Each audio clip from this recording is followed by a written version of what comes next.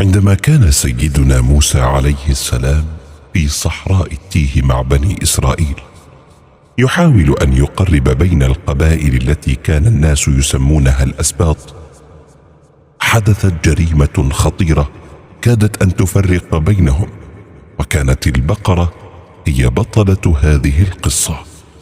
ها؟ لا تخف، أنا صديق قديم، ألا تذكرني؟ معذرة، أصبحت أنسى كثيرا هذه الأيام. فيما تفكر يا صديقي؟ في الهموم طبعا، لا أجد مالا أنفق منه. كيف؟ وعمك أغنى أغنياء هذا السبط. إنه لا يعطيني من ماله، ويرفض كذلك أن يزوجني ابنته. لماذا؟ لأنني لا أعمل.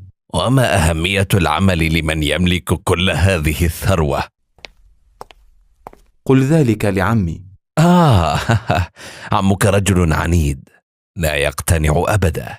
معك حق، أنت بالفعل صديق مخلص وكريم. سأذهب الآن. لا تشكرني، لا شكر بين الأصدقاء. إنني يا ولدي لست غنيا، وعندما أموت لن تجد ما يعينك على الحياة. أطال الله بعمرك يا أبي. كل ما أملكه هو هذه البقرة الجميلة. إنني يا أبي في خير حال، لبن البقرة يكفينا، ونصنع منه زبدا وجبنا وقشدا، ويفيض منا ما نبيعه ونشتري به الخبز أو التمر. ما الذي نريده فوق ذلك؟ أنت غلام طيب وصالح.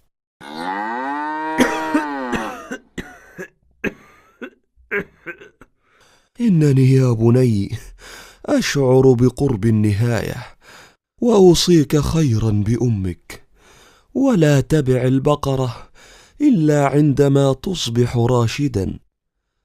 اللهم إني استودعت هذه البقرة لابني، فاحفظها له يا رب العالمين. أعرف أن الفراق مؤلم، ولكن الموت شيء جميل. إننا نحس بنوع من الرضا حين نذبح. هذا معناه أننا نحقق ذاتنا. ما أجمل أن يكون معطاء هدفا وطبيعة وحيدة للمخلوق. هل تريد شراء جبن أم لبن؟ بل أريد شراء البقرة. معذرة، إنها ليست للبيع. انتظر، سأعطيك فيها 100 قطعة من الذهب. قلت إنها ليست للبيع. أرجوك يا صديقي المخلص، أرجوك، إنني بحاجة لبعض المال. وكيف لك أن ترده؟ عندما يموت عمي سأرث جزءا من ماله وسأدفع لك. عمك في أتم الصحة، وقد تموت أنت قبله. معك حق، ولكن ما العمل؟ تقتل عمك. أقتل عمي؟ لا، سيعرف الناس أنني القاتل، وسينتقمون مني بالتأكيد. النفس بالنفس، هذه شريعة موسى. معنى ذلك أنني سأموت أيضا وأفقد كل شيء. لا، بل ستعيش وستحصل على ميراث عمك، وستتزوج ابنته، وفوق كل ذلك تأخذ دية قتل من أناس آخرين. وهل يمكن أن يحدث هذا؟ نعم يمكن. جئت لأشتري البقرة، سأدفع فيها 200 قطعة ذهبية. ولا 1000 قطعة. هذه البقرة غالية عندي، لأنني ورثتها عن أبي، ولن أبيعها إلا بوزنها ذهبا. يا لها من مسحة، وزن البقرة ذهبا. لماذا؟ صدقني يا عمي، لقد تركت رفاق السوء وأصبحت إنسانا مختلفا، أقسم لك. هذا كلام طيب. وأدركت أنني يجب أن أعمل. عظيم. أريد أن أتاجر، ولكن في سبط آخر. ولماذا تسافر إلى قبيلة أخرى من قبائل بني إسرائيل؟ إن سمعتي ليست جيدة، والتجارة سمعة يا عمي، أليس كذلك؟ معك حق. وما المطلوب مني؟ تذهب معي إلى السبط الآخر، وتقول لهم فقط إنك عمي، وتضمن أخلاقي حتى يطمئنوا إلي ويقبلوا عملي بينهم. ما رأيك؟ لك هذا يا حجر، إذا كنت صادقا في التوبة والاستقامة. طلب أخير يا عمي. ما هو؟ لا تخبر ابنتك بخروجك معي. لماذا؟ أنت ذاهب لعمل الخير يا عمي، وأحسن الخير أن يكون في السر. لك ما تريد. راضية، لدي عمل في الصباح البكر، سأحرس الحقل كله لصاحبي. أرجوك أريد أن أنام. اذهبي إذن، أشكرك على كل حال. أما أنا فسوف أسير قليلا وأستنشق الهواء. يبدو أنني سرت كثيرا، سأنام هنا لبعض الوقت. لا أفهم يا ابن أخي، لماذا إصرارك على السفر ليلا؟ حتى نرتاح ونقابل التجار في فجر اليوم التالي.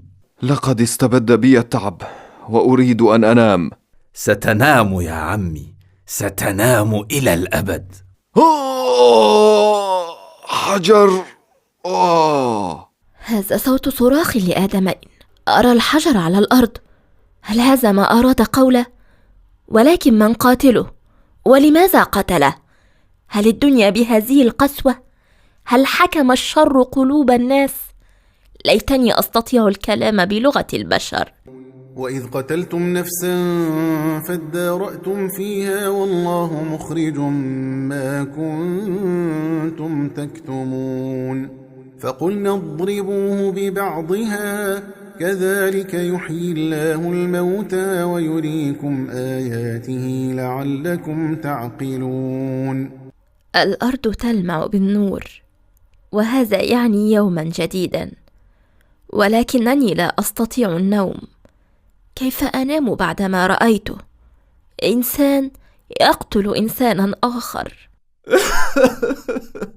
اشهدي أيتها السماء أنني لن أسكت على مقتل عمي، ولن أدع المجرم يفلت بفعلته، فورب موسى وهارون لأنتقمن من هذا الصبت كله. اهدأ يا حجر. كان أبي رحمه الله يدعو للإصلاح بين الأصباط ويرفض تعميق الخلافات بينهم. وما النتيجة؟ قتلوه، فهل نسكت؟ أنا أشد منك حزنا على فراق أبي، والنار التي في صدري لو رأت القاتل لأحرقت. هوني على نفسك يا ابنة العم. كل ما أرجوه أن ننتظر. سيأتي منهم 50 رجلا يحققون في مقتل أبي، ثم يقدمون لنا القاتل حقنا للدماء. معك حق، وإذا لم يعرفوا القاتل قبلنا بالدية، حقنا للدماء طبعا. من له مصلحة في قتله؟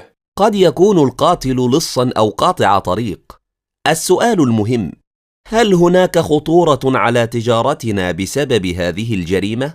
بالتأكيد، قد تنقطع حركة التجارة تماما وتشتعل الفتنة بين القبيلتين.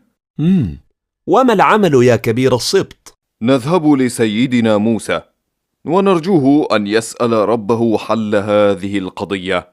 ماذا قال سيدنا موسى للناس؟ ومنذ متى وأنت تهتمين بأخبار البشر؟ أرجوك أخبريني ماذا حدث؟ قال لهم إن الله يأمركم أن تذبحوا بقرة. بقرة؟ الكلام عني. ألا توجد بقرة غيرك؟ هناك آلاف الأبقار في الدنيا، قد تكونين أنت أو أنا أو أية بقرة أخرى. قالوا للنبي: أتتخذنا هزوا؟ يا لها من جرأة، كيف يتحدثون بهذه الطريقة إلى نبيهم؟ وبماذا أجابهم؟ قال: أعوذ بالله أن أكون من الجاهلين. ثم ماذا؟ هذا كل ما حدث. عاد الناس إلى ديارهم. كيف يأمرهم الله بشيء ثم يعتبرون الأمر سخرية منهم، ثم يعودون إلى ديارهم وكأن شيئا لم يحدث. وإذ قال موسى لقومه إن الله يأمركم أن تذبحوا بقرة قالوا أتتخذنا هزوا قال أعوذ بالله أن أكون من الجاهلين. قالوا ادع لنا ربك يبين لنا ما هي قال إنه يقول إنها بقرة لا فارض ولا بكر عوان بين ذلك فافعلوا ما تؤمرون. ماذا سنفعل؟